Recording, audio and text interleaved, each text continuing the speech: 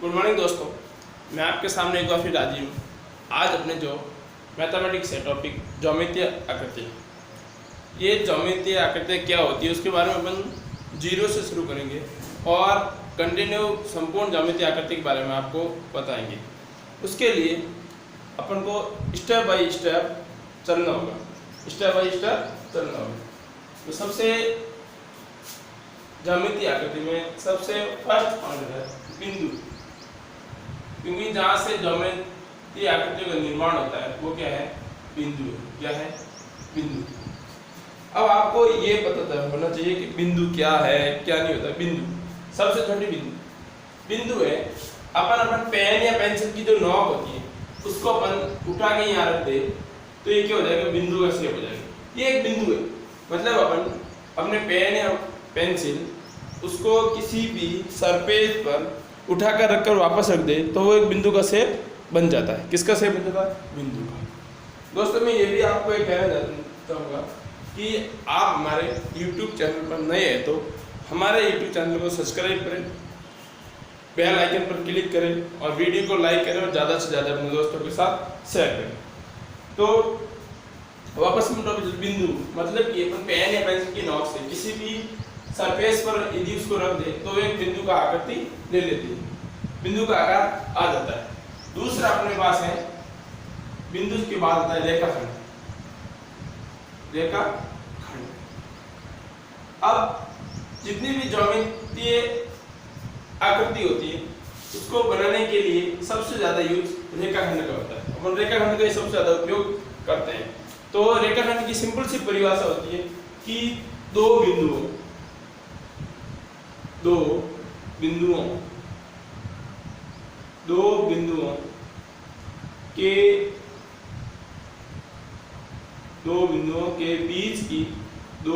के बीच की निश्चित दूरी को रेखाखंड कहते हैं। जैसे कोई दो बिंदु है, मान लो ये बिंदु है और ये बी दूसरा बिंदु है। इन दोनों बिंदुओं को मैं मिला दूं तो इन दोनों बिंदुओं के बीच की जो दूरी होगी वो एक निश्चित होगी, उसमें कोई परिवर्तन हो ही नहीं सकता। ये थोड़ी सी होगी, ये दोनों बिंदु हो गए ए और बी। इन दोनों बिंदुओं के बीच की दूरी क्या है, निश्चित है। अब इसमें अपन कोई चेंज नहीं कर सकते, तो ए और बी है दोनों ये निश्चित दूरी है, तो ये क्या है, रेखाखंड का शेप बन गया। अपन इसको नाप सकते हैं। इसमें इसकी ये नहीं है कि अपन इसकी लंबाई कम ज्यादा कर सकते हैं।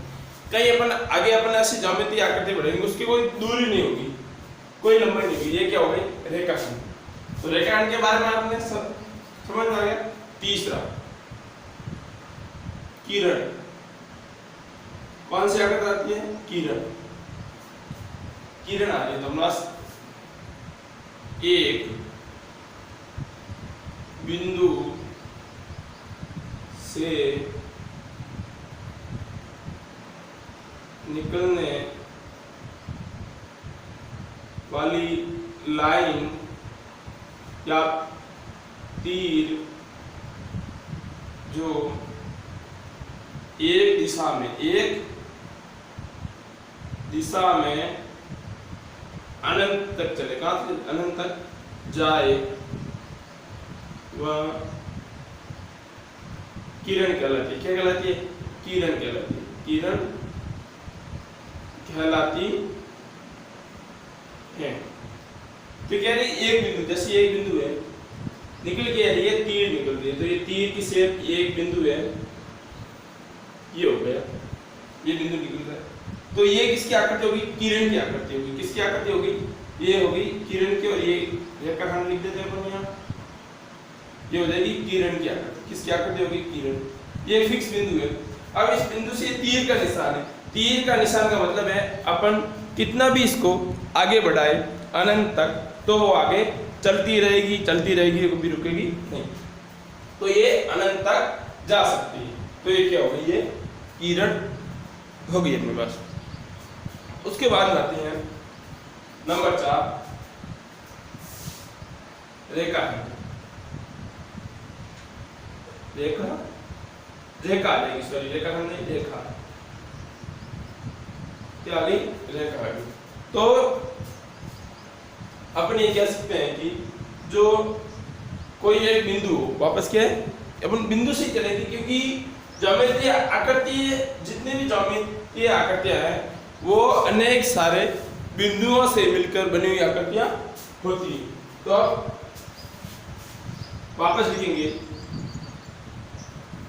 एक बिंदु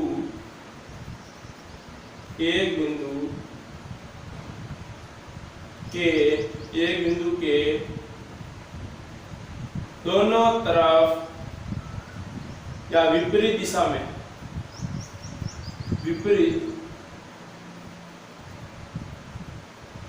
दिशा में चलने वाली किरणें को रेखा कहते हैं। क्या कहते हैं? रेखा कहते हैं। जैसे इसकी परिभाषा है उसी के अनुसार अपन इसकी आकृति भी बना लेंगे।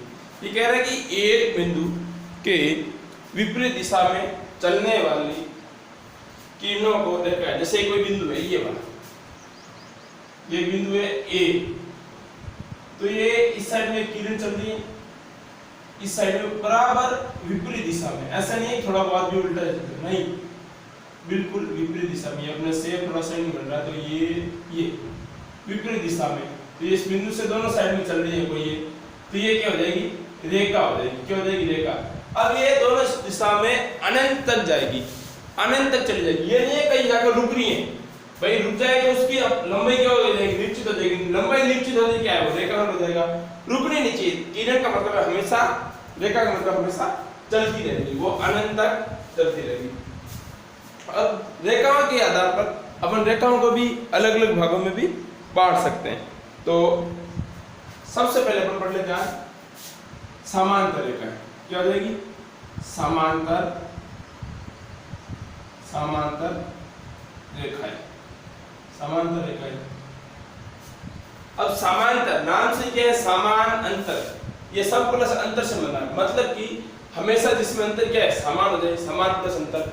ऐसी दो रेखाएं, ऐसी दो रेखाएं जिनके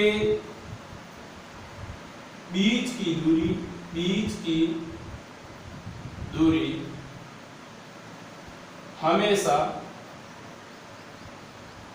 एक समान रहे, एक समान रहे, उसे समानांतर रेखाएं कहते हैं। ये क्या है कि ऐसी दो रेखा है, मान लो कोई ए और बी कोई दो रेखा, ये एक रेखा है एल, ये दूसरी रेखा है एम। तो इन दोनों के बीच की जो दूरी है फर्स्ट बिंदु से लेकर लास्ट बिंदु तक हमेशा ही बराबर है। कभी भी इन दोनों के बीच की दूरी में कोई अंतर नहीं आना चाहिए। अपन कहीं से भी नापे, इन दो बिंदु से ज्ञात करें तो भी दूरी समान, इन बिंदु से ज्ञात करें तो भी समान, इन बिंदु से ज्ञात करें तो भी समान। समान का मतलब है कि बीच की दूरी है जो ये डी है वो हमेशा ही क्या आनी चाहिए? बराबर आनी चाहिए। चाहे यहाँ से ले चाहे अपन यहाँ से ले, इन दोनों के बीच की दूरी हमेशा समान रहेगी, तभी वो कहलाएगी अपने समानांतर रेखा। अब नेक्स्ट अपने 6 नंबर तिर्यक रेखा। तिर्यक रेखा है या प्रतिच्छेदी रेखा है? तिर्यक रेखा है या प्रतिच्छेदी रेखा है? प्रतिच्छेदी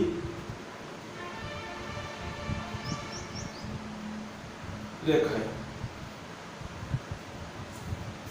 वे रेखाएं या वे दो रेखाएं जो एक दूसरे को आपस में प्रतिच्छेद करें,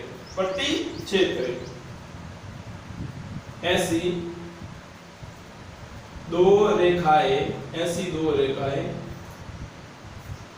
जो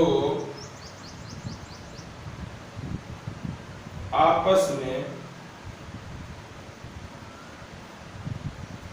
एक दूसरे को प्रतिच्छेद करे, वह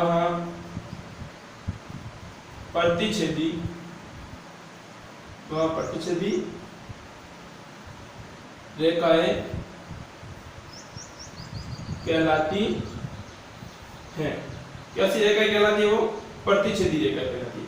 जैसे ये एक रेखा है L, एक दूसरी रेखा M है जो इसको प्रतिच्छेद कर रही है, मतलब किसी बिंदु पर एक दूसरे को काट रही है, तो ये वो क्या है? दोनों प्रतिच्छेदी रेखाएं कहलाती हैं। क्या हो जाएगी? दोनों प्रतिच्छेदी रेखाएं कहलाती हैं।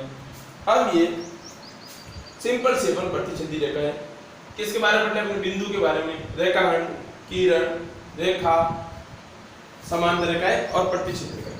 अब अपन पढ़ने जा रहे हैं कोण के बारे में। किसके बारे में पढ़ने जा रहे हैं? नेक्स्ट नंबर 6 टॉपिक हो जाएगा अपना कोण। अब कोण है वो किससे बनता है? अब देखो, कहीं ये सब जो आकृति जो हैं ज्यामितीय आकृति, इसी आकृतियों के अनुसार अपन अलग अलग से ज्यामितीय आकृतियों के शेप बनाएंगे। सबसे पहले अपन बना रहे हैं कोण बना रहे हैं। क्या बना रहे हैं? कोण। नंबर 7 क्या हो जाएगा? कोण। क्या आ गया? कोण आ गया। अब किसी बिंदु से दो किरण निकले। अब ये नहीं कहा है विपरीत दिशा में निकले, एक दिशा में निकले, अलग अलग दिशा में निकले, तो वो किसी भी दिशा में निकल रही है, तो एक बिंदु से निकलने वाली दो किरणें द्वारा बनेगी आकृति है वो कोण कहलाएगी। जैसे एक बिंदु से निकलने वाली दो किरणों द्वारा बनाई गई आकृति को कोण कहते हैं। क्या कहते हैं? कोण कहते हैं। अब मेरे पास कोई एक बिंदु है, इसमें से दो किरण निकली, एक ये इस साइड में निकल गई, एक ये इस साइड में निकल गई। जो आकृति बनी है, तो ये किसकी आकृति हो गई? कोण की। मानो ये O बिंदु है, ये A है और ये B है, तो ये आकृति किसकी बन गई? कोण की आकृति बन गई। तो ये एक बिंदु फिक्स था, ये बिंदु O था, O से कोई किरणें निकल रही है। क्या निकल रही है? किरणें। एक तो OA निकल रही है और एक OB निकल रही है। दोनों किरणें जो निकल रही है, जो आकृति बन रही है उससे, वो किसकी आकृति बन रही है? कोण की आकृति बन रही है। मैंने ये नहीं कहा है विपरीत दिशा में निकले, एक दिशा में निकले, अलग दिशा में, वो किसी भी दिशा में निकल रहे, कोई सी भी आकृति बने तो वो कोण की आकृति हो जाएगी। अब उसके बाद में एक और आकृति। अब कोण के जो प्रकार है उसके बारे में अपन अगला वीडियो आएगा, उसमें अपन उसके बारे में चर्चा करेंगे। कोण का भी अपन विस्तार से चर्चा करेंगे, तो अलग से एक वीडियो होगा कोण के बारे में, केवल कोण के प्रकार हैं, कोण के टाइप कौन कौन से होते हैं उसके बारे में। नेक्स्ट अगला त्रिभुज। क्या? त्रिभुज। अब इसका नाम क्या है? त्रि और भुज। अब इस शब्द को मैं तोड़ दूं, त्रि और भुज। त्रि का मतलब क्या होता है दोस्तों? तीन। भुज यानी भुजाएं वगैरह। तो ऐसी ज्यामितीय आकृति, इसमें तीन भुजाएं हो जाए। कितनी हो जाए भुजाएं? तीन भुजाएं हो जाए, तो उससे क्या हो जाएगी? त्रिभुज हो जाएगा। क्या हो जाएगा? त्रिभुज। अब केवल तीन भुजाएं नहीं होनी चाहिए, कोई भी तीन रेखाखंड है। अब इसमें रेखाखंड ही काम आएंगे, क्योंकि इसमें क्या चाहिए? निश्चित दूरी चाहिए। तीन भुजाएं या तीन रेखाखंड, तीन भुजाएं या तीन रेखाखंड, तीन भुजाओं या रेखाखंड द्वारा बनी बंद आकृति बनी बंद आकृति को त्रिभुज कहते हैं। ये कह रहा है तीन भुजाओं या रेखाखंड द्वारा बनी बंद आकृति को त्रिभुज कहते हैं। रेखाखंड भी शब्द आ गया, मतलब क्या है, जो इसकी भुजा होगी उसकी लंबाई अपन नाप सकेंगे, चौड़ाई हम ज्ञात कर सकेंगे। तो मैं कोई तीन भुजा ले रहा हूँ, ये एक भुजा, ये और बी, ये सी भुजा, और इसको भी अपन मिला देते हैं। तो ये क्या बन गया, त्रिभुज बन गया। एक भुजा, दूसरी, और ये क्या हो गया, तीसरी। या फिर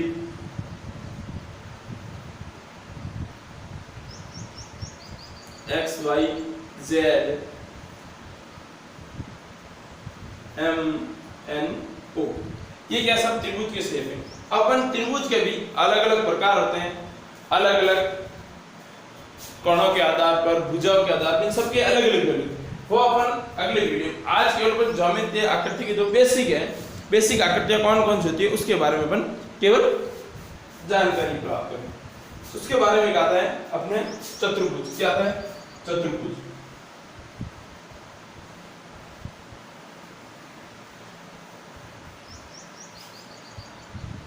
क्या जाएगा, नंबर 9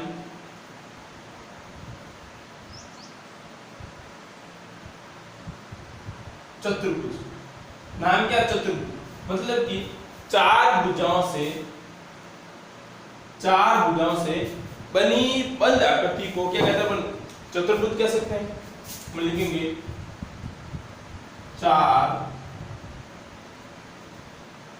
भुजाओं से बनी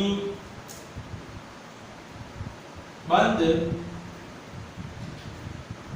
आकृति को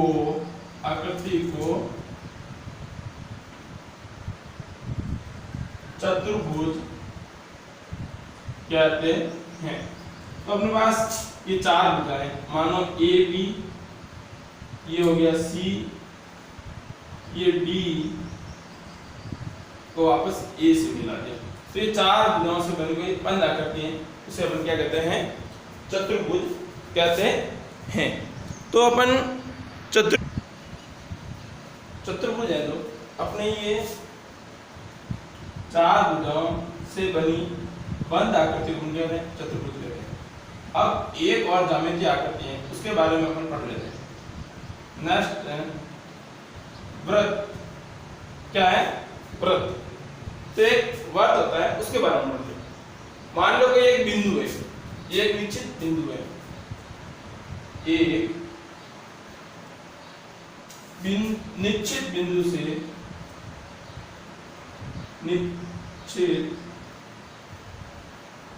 बिंदु से समान दूरी पर स्थित बिंदुओं का पथ को वृत्त कहते हैं। जैसे कोई बिंदु है, उससे निश्चित दूरी पर स्थित एक बिंदु का पथ है, उस पथ द्वारा बनी ये आकृति है, ये क्या कहलाएगी, वृत्त कहलाएगी। जैसे ये वृत्त है और इसका क्या हो गया, केंद्र को क्या हो गया, केंद्र। ये इस बिंदु केंद्रक से जो परिधि के जितने भी बिंदु हैं वो क्या सभी समान दूरी पर स्थित होते हैं।